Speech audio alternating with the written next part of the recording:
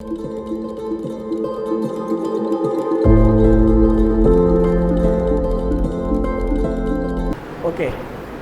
the previous lectures were the conquest of Muhammad bin Qasim 712 in the subcontinent.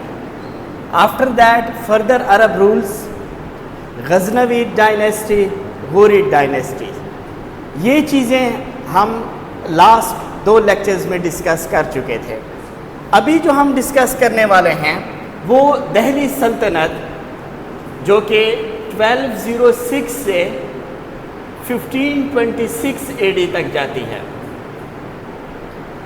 ان میں اور دہلی سلطنت میں different یہ تھا کہ یہ جتنے بھی مسلمز تھے سب کانٹیننٹ کے اوپر آئے، انہوں نے اپنی پرماننٹ امپائر نہیں بنائی سب کانٹیننٹ کے اندر. یہاں سے ہم ایک دوسرا فیز اس لیے ہم نے ان کو علیحدہ رکھا کہ دہلی سلطنت والے جتنے بھی رولرز تھے وہ اپنے آپ کو سلطان آف دہلی کہتے تھے. And they permanently made empires in the subcontinent. اب دہلی سلطنت کا یہ جو پیریڈ ہے 1206 سے 1526 تک، یہ 5 ڈائنیسٹیز میں ڈیوائیڈڈ ہے. سب سے پہلے ہمارے پاس آتی ہے مملوک اور سلیو ڈائنیسٹی.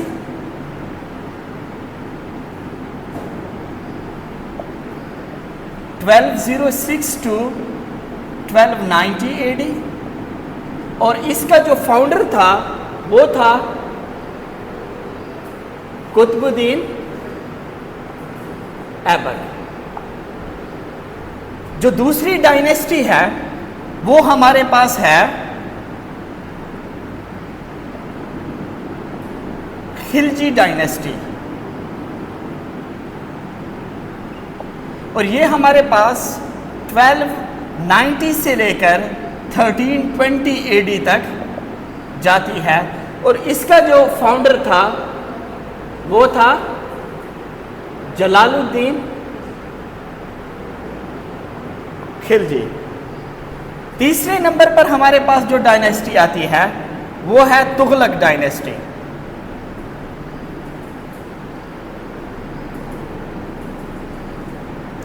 یہ 1320 سے لے کر 1414 AD تک آتی ہے، اور اس کا جو فاؤنڈر ہوتا ہے وہ ہے غیاث الدین تغلق.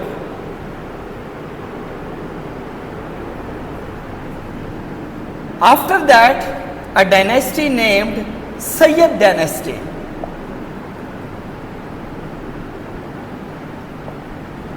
وہ 1414 سے 1521 AD تک آتی ہیں، اور خضر خان اس کا فاؤنڈر ہے. 5ویں ڈائنیسٹی جو ہے وہ ہے لودھی ڈائنیسٹی.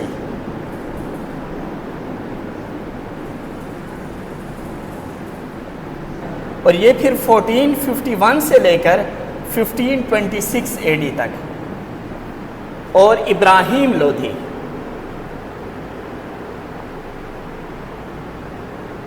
اس کا فاؤنڈر ہوتا ہے.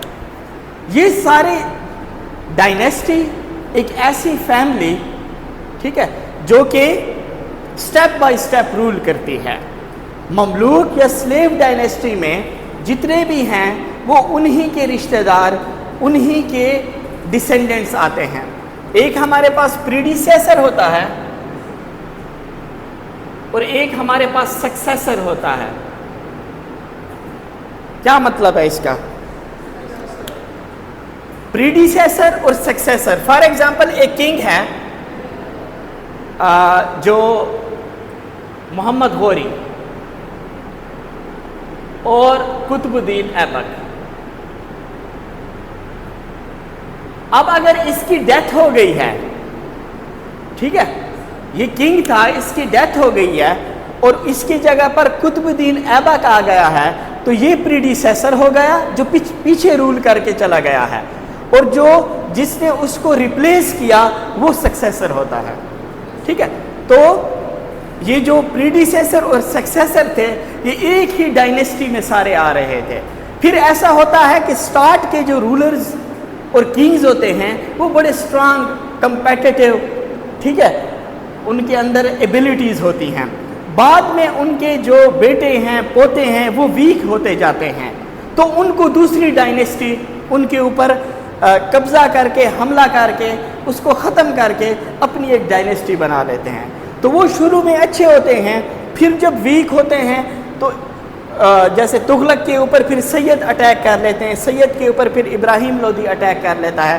پھر آخری جو لودھی ڈائنیسٹی میں 1526 میں لودھی ڈائنیسٹی ختم ہو جاتی ہے اور ایک دوسرا ایرا شروع ہو جاتا ہے جسے ہم کہتے ہیں مغل ایمپائر. ٹھیک ہے، فرسٹ بیٹل آف پانی پت.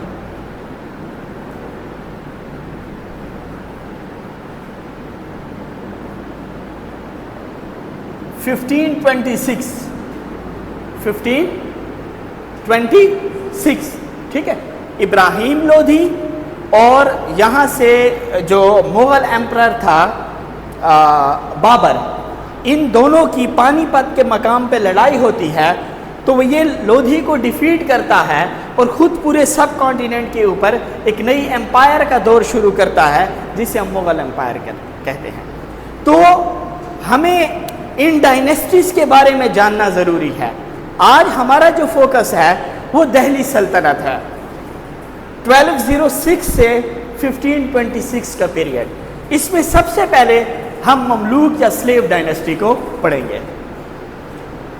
ایک اوور ویو آپ کے پاس ہو کہ اس پوری ڈائنیسٹی کے اندر یہاں سے لے کر یہاں تک کون کون سی ڈائنیسٹیز آ رہے ہیں، کون کون سا ان کا پیریڈ ہے اور ان کے فاؤنڈرز کون کون سے ہیں. سو دا فرسٹ ڈائنیسٹی ان دہلی سلطنت جو کہ 1206 سے 1526 تک جاتی ہے، پہلی ڈائنیسٹی اس کو ہم نے نام دیا مملوک ڈائنیسٹی، یا اسے ہم سلیو ڈائنیسٹی کہتے ہیں. 1206 سے 1290 AD. What does the word Mamluk mean?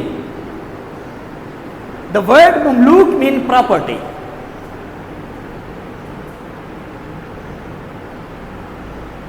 یہ عرب ورڈ ہے مملوک اور اس کا مطلب ہے property. When you own something. تو اس زمانے میں اگر آپ دیکھیں تو سلیو ٹریڈ بڑی عام تھی. لوگ سلیوز کو باقاعدہ ایک منڈی میں، ٹھیک ہے، بازاروں میں، مارکیٹس میں خریدا کرتے تھے، تو وہ ان کی پراپرٹی ہو جاتے تھے. That man or woman become the property of the person who owns or buys the slave. تو وہاں سے نکلا ہے یہ مملوک ڈائنیسٹی یا سلیو ڈائنیسٹی. مملوک ڈائنیسٹی یا سلیو ڈائنیسٹی ہم اسے اس لیے کہتے ہیں کہ ہم نے جو پیچھے محمد غوری پڑھا تھا، شہاب الدین محمد غوری، قطب الدین ایبک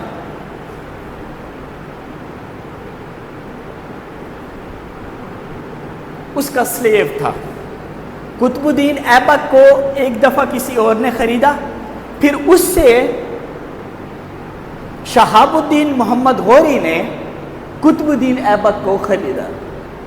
یہ ایک ترک تھا، کیا تھا، ٹھیک ہے، لیکن اس کے اندر ایبلٹیز بہت زیادہ تھی. یہ ایڈمنسٹریشن کو بڑی اچھی طریقے سے جان گیا، اس کے اندر ملٹری سکلز بھی پیدا ہو گئیں، اور آگے جاتا جاتا یہ ایک اچھا جنرل بن گیا. ٹھیک ہے، though he was slow but he was very competent, اور یہ محمد غوری کے کافی قریب ہو گیا. ٹھیک ہے، تو جنرل بن گیا، اور جتنے بھی ایکسپیڈیشنز ہوتے تھے، ہم نے پیچھے پڑھا تھا کہ second battle of Tarain, second battle of جو کہ شہاب الدین محمد غوری نے لڑی کس کے خلاف؟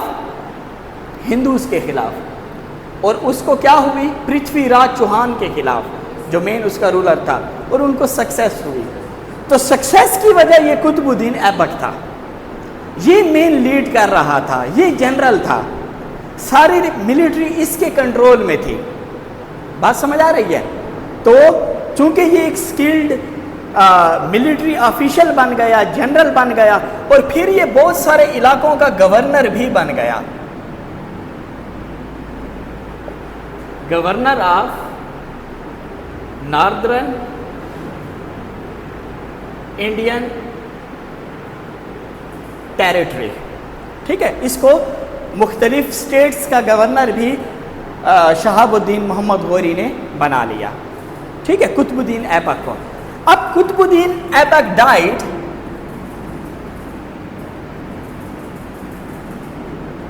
Without any heir. ٹھیک ہے، اس کے خاندان میں کوئی اور بندہ نہیں تھا، شہاب الدین محمد غوری یہ آخری اکیلا بندہ تھا، اس کی کوئی ایئر، کوئی اولاد کچھ نہیں تھی۔ تو جب اس کی ڈیتھ ہوئی اور اس کو اسیسینیٹ کیا گیا، اس کو قتل کیا گیا، تو چونکہ شہاب الدین محمد غوری کے بعد سب سے امپورٹنٹ اور پاورفل بندہ جو تھا وہ قطب الدین ایبک تھا۔ ٹھیک ہے، تو قطب الدین ایبک نے پورے سب کانٹیننٹ کا جو چارج تھا وہ سنبھالا، اور مملوک ڈائنیسٹی یا سلیو ڈائنیسٹی کیا ہوا؟ شروع ہوا۔ اب قطب الدین ایبک جو تھا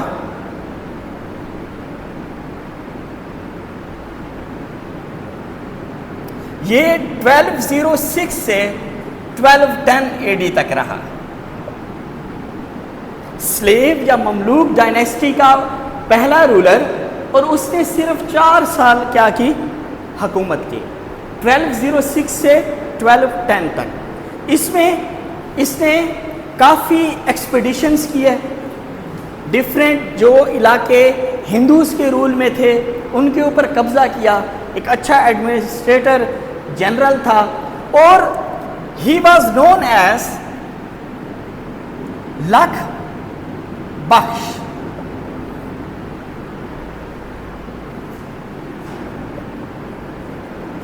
The giver of lakhs. He was very generous person. یہ چونکہ بڑا جنرس تھا، عوام کو بہت زیادہ پیسے دیتا رہتا تھا، تو اس کو ٹائٹل دیا گیا لکھ بخش، یعنی لوگوں کو لاکھوں روپے دینے والا۔ قطب الدین ایبک کا یہ اس کو ٹائٹل دے دیا گیا تھا۔ ٹھیک ہے، اچھا،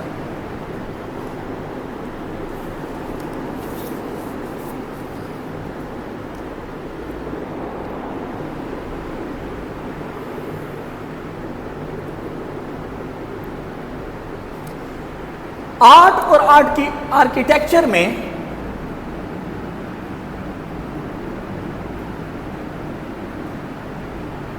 اس نے قطب مینار آرکیٹیکچر کا ایک بہت ہی اچھی ایگزامپل ہے، قطب مینار، یہ اس نے شروع کیا تھا، گو کہ اس کی ڈیتھ ہو گئی تھی، اس کو کمپلیٹ نہ کر سکا قطب مینار، بعد میں آنے والا رولر جو ہے وہ اس کو کمپلیٹ کرتا ہے۔ اور دوسرا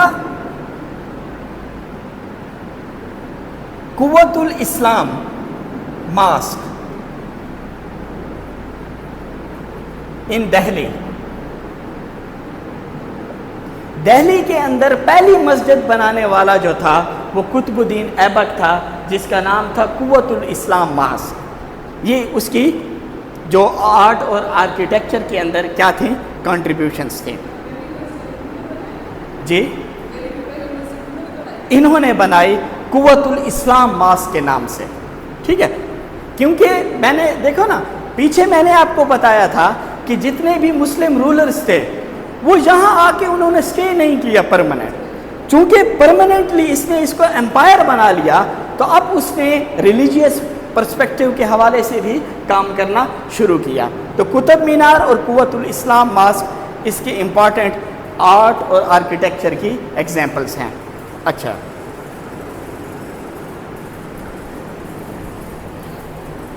اس کے بعد spread of Islam in 12th century. اگر آپ کو یاد ہو تو ہمارا جو پہلا ٹاپک تھا وہ یہی تھا کہ growth and evolution of Islamic society in the sub continent. ٹھیک ہے کہ کیسے مسلمان آئے اور کس طریقے سے انہوں نے عرب سے آئے, ترکی سے آئے, غزنی سے آئے, افغانستان سے آئے, اور کس طریقے سے یہاں پر اسلام سپریڈ ہوا. تو جو قطب الدین ایبک تھا یہ ہی انکریجڈ علماء اینڈ صوفی اسکالرس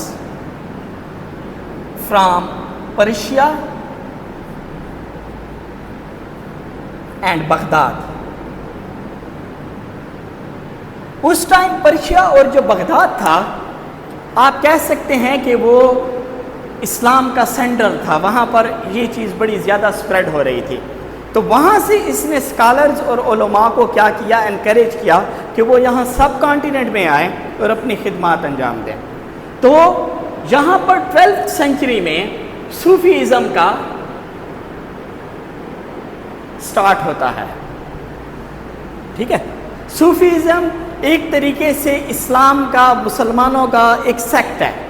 ٹھیک ہے, اور اس میں جو امپورٹنٹ بندے تھے وہ تھے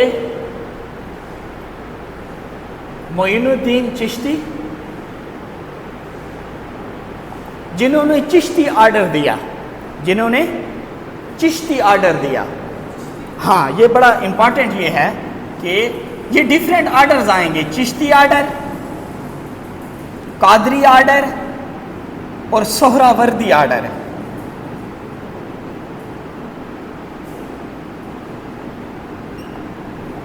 ٹھیک ہے, یہ ڈیفرنٹ صوفی اسکالرس تھے. معین الدین چشتی اس نے ایک حلقہ بنایا, اپنے لوگوں کو اکٹھا کیا اور اس کی ٹیچنگز تھیں. اب اس کی ٹیچنگز یہ تھیں کہ اس کا پرپس یہ تھا کہ ہم جو اسلام کی اسپرٹ ہے شریعت اس کو نافذ کریں. What the God said and his prophet said, اس کو ہم یہاں پر امپلیمنٹ کریں. دوسری چیز پر جو اس کا فوکس تھا وہ تھا تزکیہ نفس, جسے ہم کہتے ہیں سیلف پیوریفیکیشن.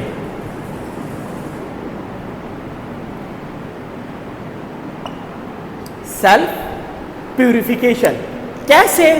Through meditation.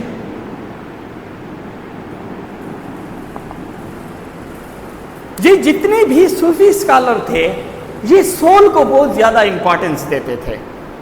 ٹھیک ہے, اور اپنا کنیکشن جو ہے گاڈ کے ساتھ تھرو سول کنیکٹ کرتے تھے.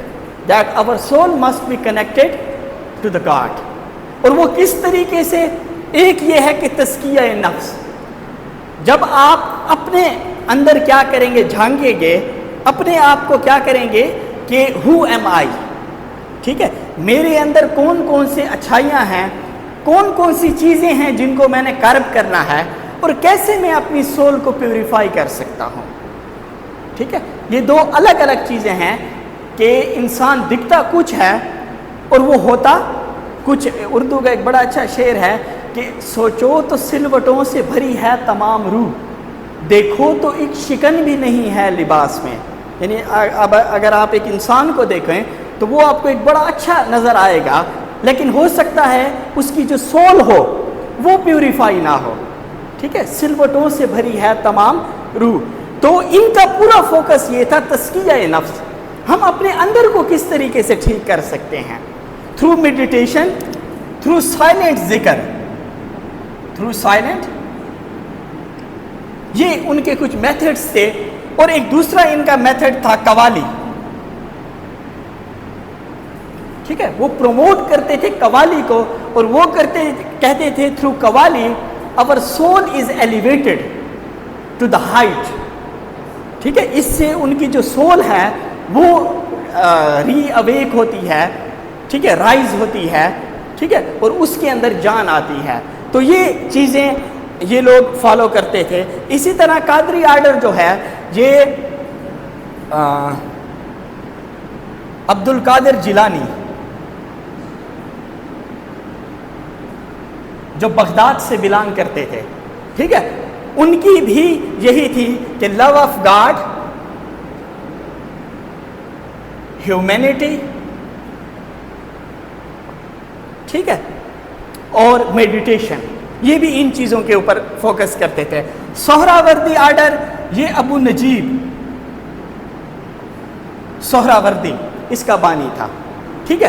تو یہ جتنے بھی آرڈرز تھے, اس کے بعد 14th سینچری میں نقش بندی آرڈر آتا ہے. یہ 4 آرڈر بڑے مشہور ہیں. ہم 12th سینچری کی چونکہ بات کر رہے ہیں تو وہاں اسلام کی اسپریڈ میں ان صوفی اسکالرز کا بڑا رول ہے. معین الدین چشتی, عبد القادر جیلانی اور ابو نجیب سہراوردی. کیا ان کے بلیفز تھے؟ ٹھیک ہے, مینلی ان کی اسپریچول ان کے بلیفز تھے کہ کیسے ہم اپنے آپ کو تزکیہ نفس کر کے, ٹھیک ہے, پیوریفیکیشن آف سول یا سیلف کر کے قوالی کے ذریعے یا سائلنٹ ذکر کے ذریعے ہم اپنی سول کو ایلیویٹ کر سکتے ہیں اور اپنے آپ کو گاڈ سے کنیکٹ کر سکتے ہیں. ٹھیک ہے, تو یہ قطب الدین ایبک کی ایفرٹس تھیں کہ اس نے پرشیا بغداد سے اسکالرز یہ کیے, اور یہاں پر علماء کا بھی رول تھا اور اسلام یہاں پر پھر پھیلا. یہ جو سہراوردی ہے یہ انٹلیکچوئل ڈیولپمنٹ پر زیادہ فوکس کرتے تھے.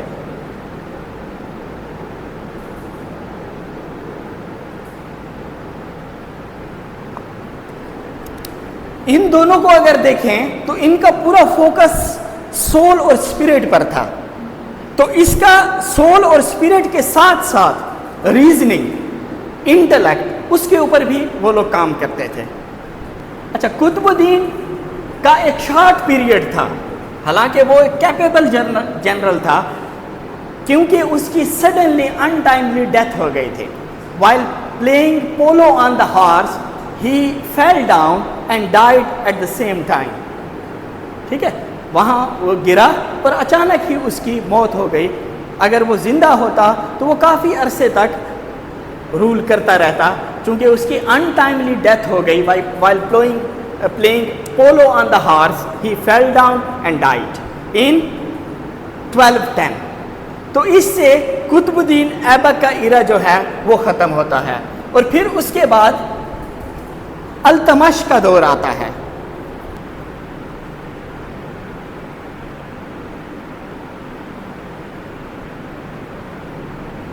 اچھا, یہ یاد رکھیں کہ قطب الدین ایبک کو جس نے سکسیڈ کیا وہ آرام شاہ تھا.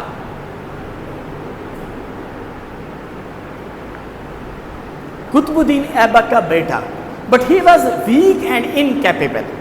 کچھ ہی مہینے اس کو ہوئے تھے کہ التمش نے اس کو ڈیفیٹ کیا اور وہ کہاں اپنی اس کے اوپر بیٹھ گیا. تو آرام شاہ کا ایک بریف پیریڈ ہے, وہ آیا اور التمش نے اس کو ڈیفیٹ کر دیا.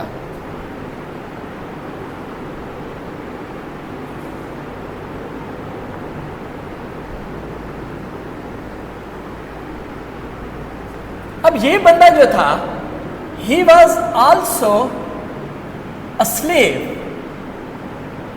of قطب الدین ایبک. التمش کیا تھا؟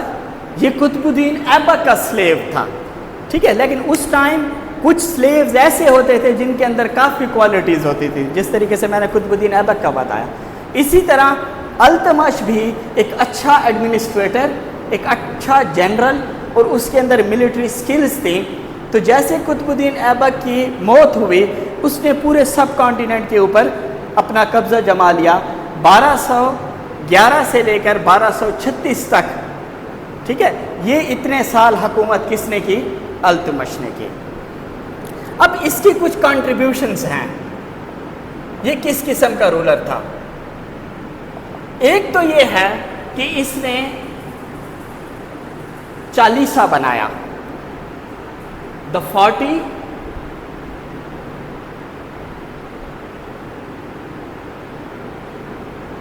well known and trusted Turk slaves. 40 slave थे, ठीक है, अल्तुमश के अंडर, और वो ट्रस्टेड भी थे, लॉयल भी थे और कॉम्पिटेंट भी थे। उन्होंने उसका एक ग्रुप बनाया 40 बंदों का, और वो मिनिस्टर्स का काम करते थे, वज़ीर का काम करते थे, ठीक है, अल्तुमश को मशवरे देते थे। तो तकरीबन जो रूल था अल्तुमश और उसके नीचे ये जो 40 था ये चला रहा था सारा, ठीक है। वो मतलब आप कह सकते हैं कि ये उसकी अल्तुमश की कैबिनेट थी, ठीक है। अब इसने एक दूसरी चीज़ पर फोकस किया, a strong economy, a proper economy. इससे पहले किसी ने भी इकोनॉमी या करेंसी के ऊपर फोकस नहीं किया। इसने सिल्वर करेंसी लॉन्च की, जिसको टांका बोलते हैं, और कॉपर करेंसी लॉन्च की, जिसको जीतल बोलते हैं। उसके दौर में ये टांका और जीतल एज अ करेंसी चलते थे। जिस तरीके से आज हर कंट्री की अपनी करेंसी है, डॉलर, रियाल, रुपी, तो उस टाइम ये सिल्वर और कॉपर करेंसी इंट्रोड्यूस कराई थी टांका और जीतल अल्तुमश ने।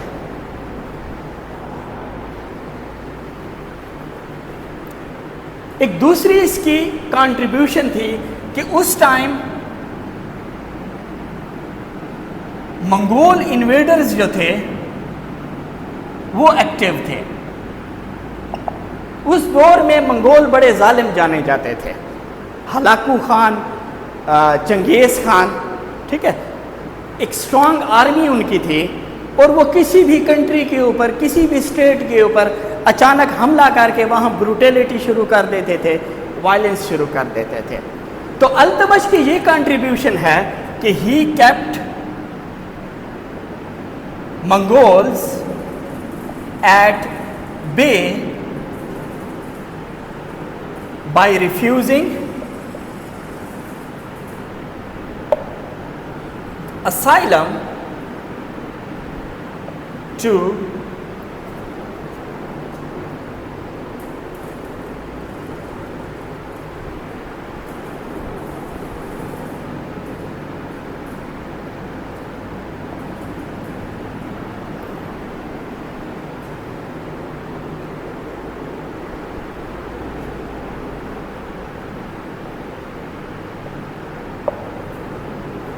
ये एक पर्शियन या बगदाद का रूलर था, जलालुद्दीन मंगबारान, ठीक है। तो जब उन्होंने पर्शिया या बगदाद के ऊपर अटैक किया मंगोल्स ने, तो उसने कोशिश की, इसने असाइलम लेने की, प्रोटेक्शन लेने की, किसके? अल्तुमश के अंडर। तो अल्तुमश ने इसे अपने पास नहीं रखा, अल्तुमश ने इसे अपने पास, क्योंकि वो मंगोल्स इसकी तलाश में थे, इसको मारना चाहते थे। तो अल्तुमश अगर इसको अपने पास रखता तो वो मंगोल्स की जंग सब कॉन्टिनेंट में ले आता।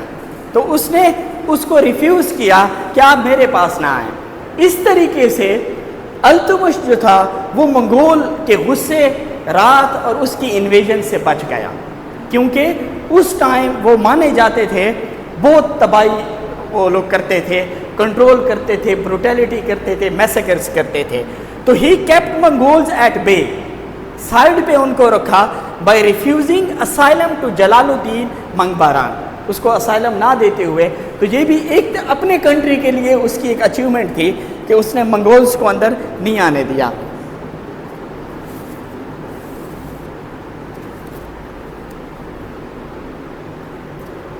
एक ये है कि कंप्लीटेड कुतुब मीनार, कंप्लीटेड जो कुतुब मीनार ऊपर मैंने आपको बताया कुतुबुद्दीन ऐबक ने शुरू किया था और उसकी अनटाइमली डेथ हो गई थी, अल्तुमश ने उसको क्या किया? कंप्लीट किया। तो ये अल्तुमश का दौर था और उसकी कंट्रीब्यूशंस थी। उसके बाद جو آتا ہے وہ ہے رضیہ سلطانہ. The first female ruler in the Muslim history, Razia سلطانہ. کیونکہ اگر آپ دیکھیں کہ یہ ہے 13ویں صدی، 13ویں، ٹھیک ہے. اب یہاں پر یعنی اس سچویشن میں آپ دیکھیں تو یہاں فیمیل رول کو اتنا اچھا نہیں مانا جاتا ہے، ٹھیک ہے. ایک بے نظیر بھٹو آئی اور وہاں پر بنگلہ دیش میں، ٹھیک ہے. اس ٹائم جو تھا التمش کا ایک بیٹا تھا رکن الدین فیروز جو کہ انکمپیٹنٹ تھا. تو التمش نے بجائے اس کو رول دینے کے لیے اس نے اپنا سکسیسر جو چنا وہ رضیہ سلطانہ کو چنا، لیکن اس کا رول بریف تھا.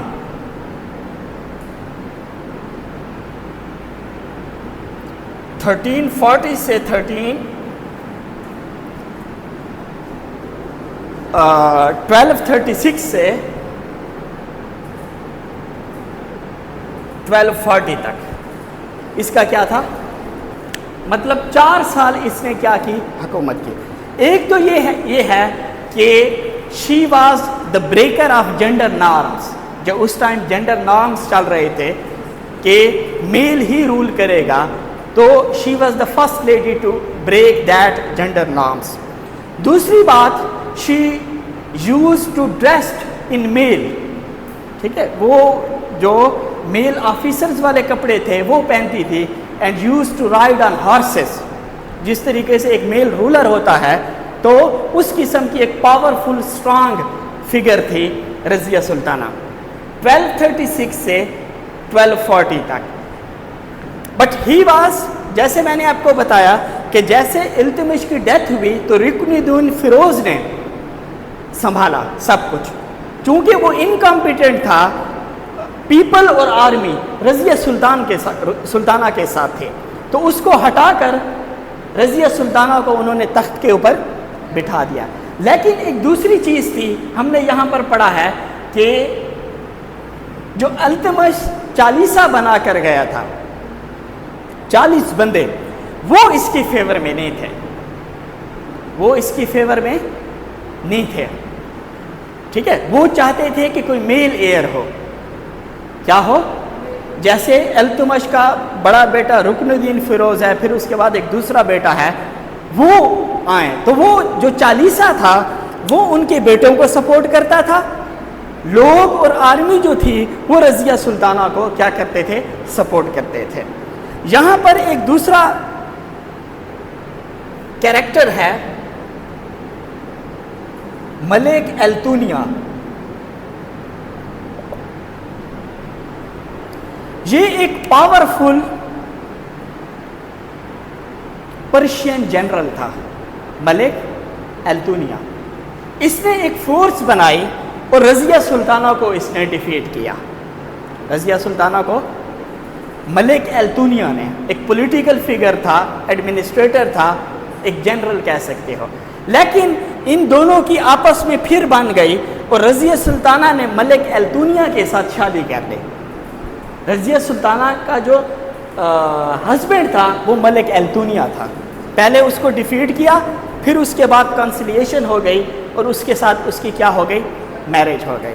لیکن اگین یہ جو چالیسا تھا یہ ان کے خلاف تھا، یہ ان کو رول نہیں کرنے دیتا تھا. جی، لیکن وہ بہت پاورفل تھے. آپ کی بات ٹھیک ہے، ٹھیک ہے. ان کا جو وزیر مشیر ہوتے ہیں ان کا وہاں پر کافی ہولڈ تھا، ٹھیک ہے. دیکھو اس نے مطلب اتنا کر لیا کہ اپنا رول کو کنسالیڈیٹ کر لیا، لیکن کنسپائریسیز ہوتی تھیں جس کی وجہ سے وہ اپنے رول کو مینٹین نہیں کر سکے. ان کو بھی اسی نے یہ کرایا تھا کہ کسی طریقے سے میل ایئر ہو. ملک التونیا نے ڈیفیٹ کیا تو پھر ان کی ریکنسیلیشن ہوئی، میرج ہوئی. اب یہ دونوں مل کر چلا رہے تھے، ٹھیک ہے. تو پھر ایک جنرل ہے بہرام خان.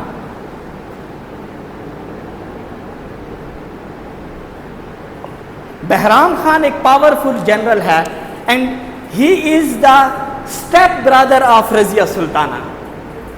دو رضیہ سلطانہ کے سگے بھائی تھے، رکن الدین فیروز اور ایک دوسرا ہے، اور ایک بہرام خان. یہ اس کا سوتیلا بھائی تھا، اس نے بھی ان دونوں کو ڈیفیٹ دی، ایک آرمی لانچ کی اور رضیہ سلطانہ لوگوں کو اور التونیا کو کیا کی، اور یہ لوگ دہلی سے فلی کر رہے تھے، بھاگ رہے تھے کہ راستے میں ان دونوں کو قتل کر دیا گیا. ٹھیک ہے، کب 1240 میں ملک التونیا اور رضیہ سلطانہ کو ان کے جو چالیسا کے کنسپائریٹرز تھے، بہرام خان کے جو لوگ تھے، تو یہ لوگ جب انہوں نے دیکھا کہ ہم اتنے ویک ہو چکے ہیں تو ان دونوں نے بھاگنے کی لیکن راستے میں ان کو مار دیا گیا. تو یہ ایک فیمیل رول تھا 4 سال کا، فرسٹ ان دا ہسٹری.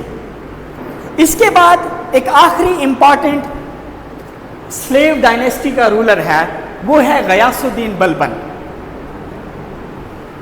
اس کے بعد سلیو ڈائنیسٹی جو ہے وہ آپ کی ختم ہو جاتی ہے.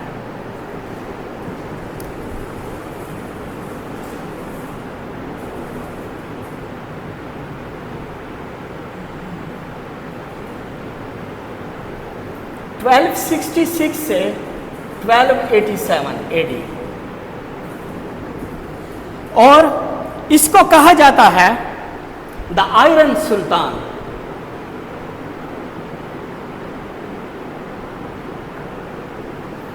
He was a very strict, disciplined and cruel person. اس لیے اس کو ٹائٹل دیا گیا دا آئرن سلطان. یہ کہتا ہے کہ ایبسولوٹ مونارکی ہونی چاہیے،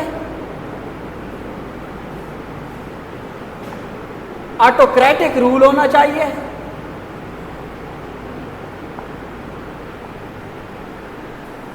and I am chosen the ruler of subcontinent by the God. ٹھیک ہے، مجھے خدا کی طرف سے یہاں پر رول کرنے کو ملا ہے، تو I am only answerable to the God, not to the people, to the generals or other persons. تو وہ complete sole authority ڈیمانڈ کرتا تھا، ایبسولوٹ مونارکی. اور اس کے دور کو ہم کہتے ہیں رین آف ٹیرر. ایک رین آف ٹیرر آپ کو فرینچ ریولوشن میں ملے گا. رین آف ٹیرر، فرینچ ریولوشن آتا ہے تو اس کے بعد ایک ٹولہ اکٹھا ہوتا ہے اور وہ کافی ظالم ہوتا ہے. ٹھیک ہے، تو ایک بریف پیریڈ وہاں پر ہوتا ہے رین آف ٹیرر کا. تو یہ بھی ایک طریقے سے رین آف ٹیرر تھا، لوگ اس سے کافی جو تھے ڈرتے تھے، اور یہ روتھلیس رول کرنے والا رولر تھا. اس کی پالیسی تھی policy of blood and iron. ٹھیک ہے، آئرن کا مطلب ہے کہ فزیکلی بیٹلز کر کے، بلڈ کا مطلب ہے لوگوں کا خون بہانا، مارنا. تو وہ اس سے پہلے جتنے بھی رولرز سے ہم نے دیکھا وہ کنسیلیٹری پالیسی رکھتے تھے. ٹھیک ہے، وہ لوگوں کو اپنے ساتھ ملاتے تھے، اس طریقے سے رول نہیں کرتے تھے. تو یہ پہلا رولر تھا جو بلڈ اور آئرن پر بلیو کرتا تھا کہ لوگوں کو اگر آپ نے اپنے انڈر رکھنا ہے تو ان کو سپریس کر کے رکھنا ہے. تو اس کی وجہ سے ایک فائدہ یہ ہوا کہ ہی انشیورڈ اسٹیبلٹی اینڈ پیس.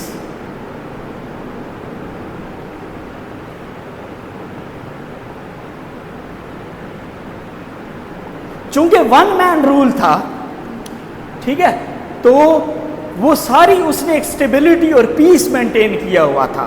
لوگ اس سے چونکہ ڈرتے تھے، اس کے خلاف ریوولٹ نہیں کرتے تھے، تو وہ اسٹیبلٹی جو تھی وہ سب کانٹیننٹ کے اندر اس کے دور میں تھی کہ کوئی اس کے خلاف کھڑا نہیں ہو سکتا تھا. ٹھیک ہے، تو یہ ہمارے پاس مملوک یا سلیو ڈائنیسٹی کے مین رولرز تھے. کون؟ قطب الدین ایبک. اس کے بعد آرام شاہ کا تو بریف پیریڈ ہے. التمش کے بعد اس کی بیٹی رضیہ سلطانہ، اور اس کے بعد ایک اسٹرانگ کیریکٹر آتا ہے غیاث الدین بلبن. ٹھیک ہے، تو یہاں جو ہے وہ سلیو ڈائنیسٹی آپ کی ختم ہو جاتی ہے، اور پھر خلجی، جلال الدین خلجی، وہ اب کس طریقے سے اوورٹیک کرتا ہے اور وہ کس طریقے سے سب کانٹیننٹ کو سنبھالتا ہے. یہاں تک اگر آپ کو کوئی پرابلم ہے تو بتائیں.